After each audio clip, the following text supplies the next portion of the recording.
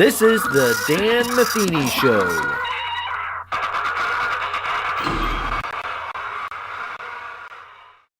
Hello and welcome. Today's special guest is Hugh Martin. He got his start on the radio doing voiceover work that has carried him into a wide array of work, which we will be talking about with him today. Let's go ahead and get him on the phone.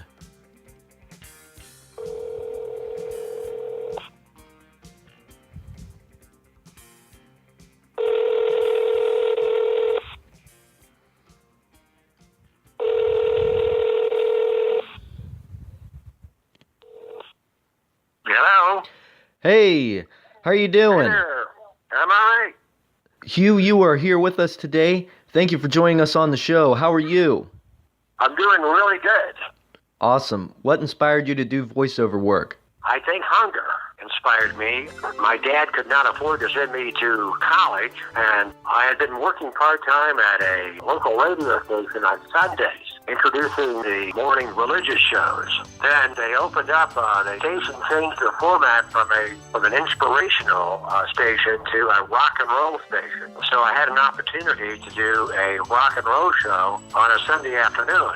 And soon thereafterwards, one of the staff announcers resigned quite suddenly, and I was put into a morning show from 6 a.m. to 10 a.m. as a temporary position, but then they liked my work, so I got to keep the job, and as a result, I was able to work in the mornings from 6 to 10 doing a show, and from then 10 to noon doing the news, and then I got to go to school in the afternoon. So I guess hunger and the need for an education got me involved in radio and in voiceovers. And also, between the newscast, 10 and noon, we had to do voiceovers, commercials. The commercials were put in a basket, the scripts were, and then we had to originate the production, do either 30 or 60-second ads, and that's how I got started. Okay, let me ask you this. Where did you get started? I was in a place called Johnson City, Tennessee. That's the location of then East Tennessee State College, and now East Tennessee State University. By the way, they had a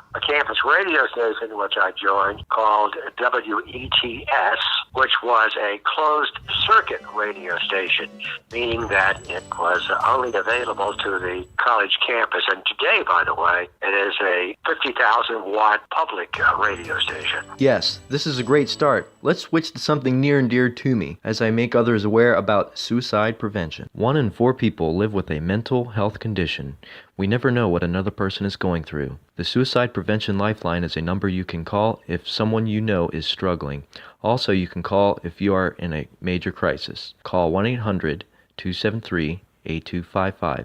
Once again, that number is 1-800-273-8255. We can change the statistics. The struggle can become the triumphant victory. Thank you. What were your struggles in the beginning? I think my biggest struggle was two things. Number one, I had a thick Southern accent growing up in the South, and at that time, this was in the 1960s, so the war between the states had been over less than 100 years. In the South, we were isolated. There were no major league baseball teams or football teams. We were isolated, living in the South. So we could not integrate too much with the northern states, and so we maintained our southern accents. But my program director insisted on me working on a Midwestern accent, which I did. And the other challenge I had was completing the words, all of the syllables in a word, like I would say restaurant. It's called a restaurant. I would say theater. It's theater. So I guess pronunciation and overcoming a very thick Southern accent were my challenges, which I was able to do with the help of my program director and those around me, my fellow announcers. Let's go ahead and take a listen to your early work. This is Hugh Martin in Alert Central. 11 minutes past 2 o'clock. Tiger Radio, good guy. Pouring an extra $16 million into the local economy to lend for new Ford, Hyundais, Fiat. That's very cool, pretty sharp. What I observed through listening to you is how your voice had changed through time. How did that affect your later work? I got to experiment working at a smaller market radio station with various approaches. When I did a newscast, I changed to a news persona. When I was a disc jockey, I changed to a DJ persona. I think my voice matured over the years.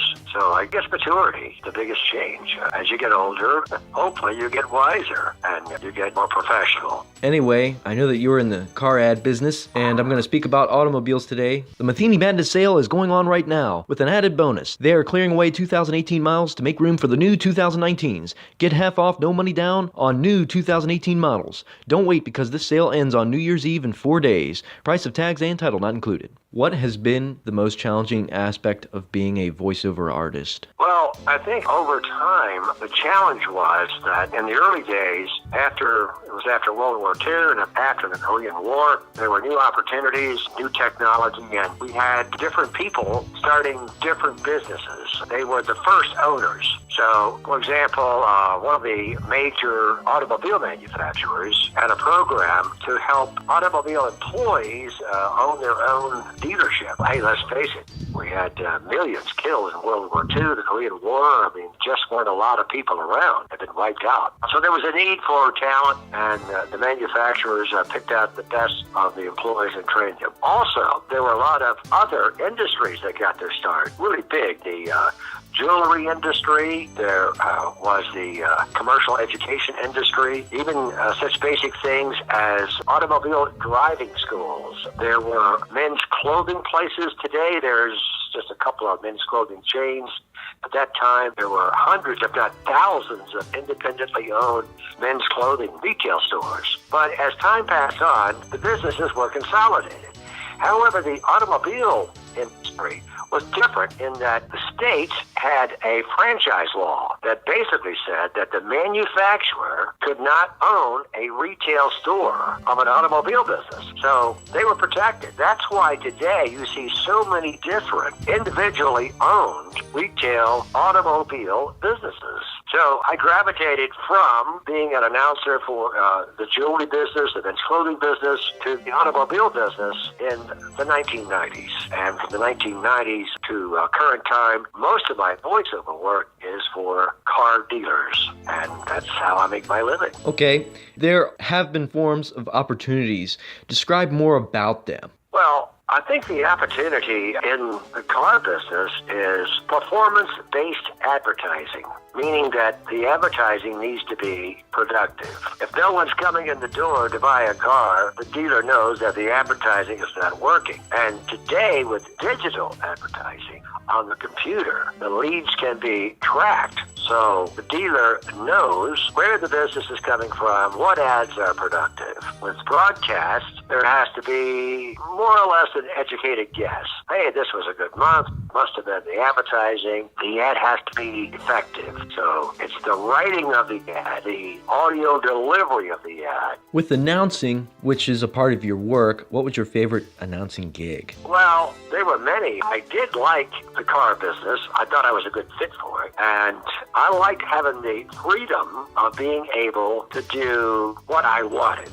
So I wanted to be responsible 100% for writing the entire ad, creating the concept. I did not want to mix it with the dealer's ideas, although sometimes I was forced to. But if I failed, I wanted it to be my fault. If I succeeded, I wanted to get the credit. Anyway, I know when you got your start, you had announced some bands.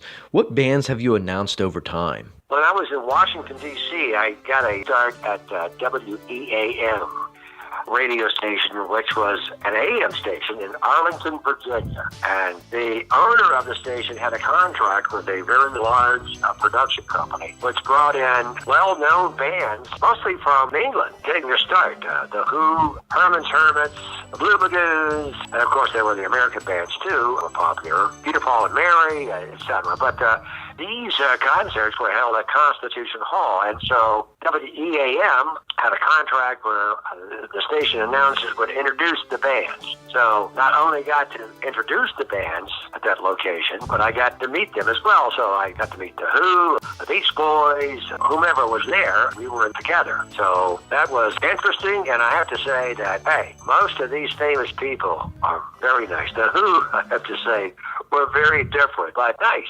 So it was very enjoyable. I had a wonderful time, and it was great meeting famous people.